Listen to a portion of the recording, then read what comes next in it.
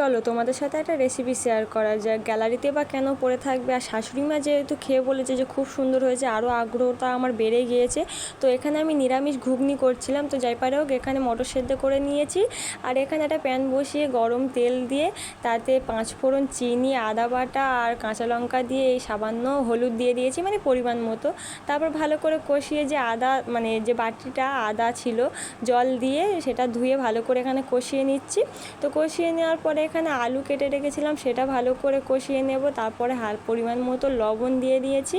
লবণ দেওয়ার পরে এখানে যে মটর সেদ্ধ করে রেখেছিলাম, মটর সেদ্ধটা দিয়ে এখানে পরিমাণ মতো জল দেব। জল দিয়ে এখানে আমি গরম মশলা বেটে দিয়ে দিয়েছি। তো গরম মশলা দেওয়ার পরে ভালো করে আমি মানে ফুটিয়ে নিয়েছি। তারপরে এই যে যেহেতু মুড়ির সাথে খাবো, একটু শুধু তো ঘুগনি খাওয়া যায় না না, এখানে আমি শসা কেটে নিয়েছি, চানাচুর নিয়েছি, ঘুগনি নিয়েছি, আম নিয়েছি। তো ভিডিওটা ভালো লাগলে একটা লাইক করে দিও। টাটা।